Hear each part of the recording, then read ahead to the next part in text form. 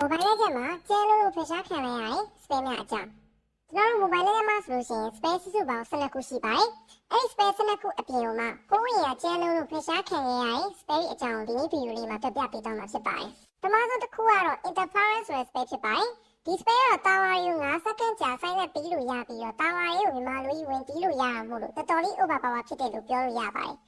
ဆိုင်တဲ့ဘေးခဲတာဝါဟာ9စက္ကန့်ကြာ damage ပေးမှာမဟုတ်တဲ့အတွက်လင်ကန်ချင်းအပိုင်းတွေမှာဖိမပါဘူးဆိုလို့ရှိရင်တော့ပဲတာဝါလေးကိုအေးဆေးဆေးလေးဝင်ချလို့ရပါတယ်အရင်ဆိုရင်တော့ January Remind အတုံးများရဲ့ space တစ်ခုဖြစ်ပြီးတော့ cooldown အနေနဲ့120စက္ကန့်ကြာပြီးတော့ flicker cooldown နဲ့အတူတူပါတယ်နောက်တော့ overpower ဖြစ်လို့ reverse လုပ်ခဲ့ပါတယ်ဘယ်လိုမျိုး reverse လုပ်ခဲ့လဲဆိုလို့ရှိရင်တော့အရင်လိုတာဝါကို9စက္ကန့် silent ပေးရမျိုးမဟုတ်တော့ဘဲနဲ့ space သုံးလိုက်မယ်ဆိုလို့ရှိရင် C3 ခုပေါ်လာပြီးတော့တာဝါရဲ့တစ်ချက်ကို3ခါတိတိခံနိုင်အောင် reverse လုပ်ပေးခဲ့ပါတယ်ဒါပေမဲ့လည်းတော်တော်လေးကျန်းနေကြရမလို့နောက်ပိုင်း game လေးကနေအပြီးတိုင်တိုင်းဖျက်ရှားခြင်းကိုခံရပါတယ်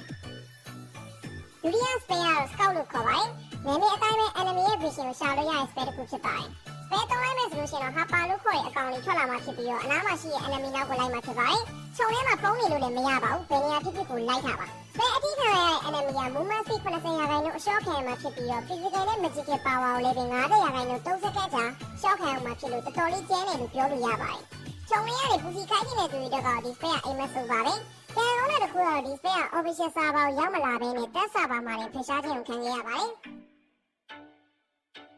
တတိယတစ်ခုကတော့ weekend လို့ခေါ်တဲ့ spell ဖြစ်ပါတယ်။ spell ကတော့ရှေ့မှာပြောခဲ့တဲ့ scout ဆိုတဲ့ spell နဲ့အတူတူလို့အောင်ပြောလို့ရပြီးတော့မတူတာတစ်ခုကတော့ scout က enemy vision ကိုမြင်ရမှာဖြစ်ပြီးတော့ weekend spell ကတော့ enemy ကို spell ချိန်ပြီးတောင်းရတာဖြစ်ပါတယ်။ကူတောင်းအနေနဲ့ကလည်းပဲ60စက္ကန့်ကကြာမြင့်ပြီးတော့ scout spell နဲ့စားလို့ရှိရင်တဝက်တိတိကိုကူတောင်းရောနေပါတယ်။ဒီ spell ကို enemy ပေါ်တုံးလိုက်မယ်ဆိုလို့ရှိရင် enemy ရဲ့ movement speed ကို80%ရာခိုင်နှုန်း short ချမှာဖြစ်ပြီးတော့ physical attack နဲ့ magic power ကိုလည်းပဲ50%ရာခိုင်နှုန်းထိ3စက္ကန့်ကြာ short ချပေးဦးမှာဖြစ်ပါတယ်။ဝါဇန်ဝင်ချရဲ့အချိန်လေးမှာတော်တော်လေးအသုံးဝင်တဲ့ spell တစ်ခုဖြစ်ပြီးတော့ EXP နဲ့ maxman တွေအသုံးများခဲ့ပါတယ်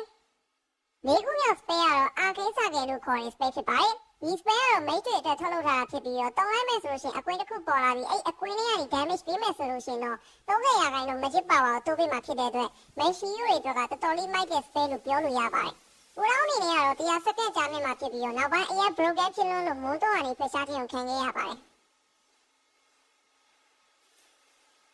နောက်ဆုံး spell ကတော့လုံးဝအကျဉ်းဆုံးတော့ပြောလို့ရတဲ့ Iron Wall ဆိုတဲ့ spell ဖြစ်ပါတယ်။ဒီ spell က defense spell တစ်ခုဖြစ်ပြီးတော့သုံးလိုက်မယ်ဆိုလို့ရှိရင် physical နဲ့ magical damage ကို25%ရာခိုင်နှုန်းထိ short ချပေးမှာဖြစ်ပြီးအနားမှာ enemy hero တစ်ကောင်ရှိမယ်ဆိုလို့ရှိရင်9%ရာခိုင်နှုန်း damage reduction ရအောင်ပါပါ။အကယ်လို့အနားမှာ enemy 9လောက်ရှိမယ်ဆိုလို့ရှိရင်25%ရာခိုင်နှုန်း damage reduction နဲ့အရှိရပြောခဲ့တဲ့ physical နဲ့ magic short ချပေးရင်25%ရာခိုင်နှုန်း damage reduction နဲ့ပေါင်းလိုက်မယ်ဆိုလို့ရှိရင်တော့စုစုပေါင်း50%ရာခိုင်နှုန်း damage reduction ရမှာဖြစ်လို့တော်တော်လေးကျန်းတယ်လို့ပြောလို့ရပါတယ်။အဲ့ရဒီ spell ကိုသုံးပြီးတော့ချမယ်ဆိုလို့ရှိရင်9ယောက်တစ်ယောက်တောင်မှပဲ ACC တီးလို့ရတဲ့ key ကိုကျန်းပါတယ်။ဘူတောင်းအနေနဲ့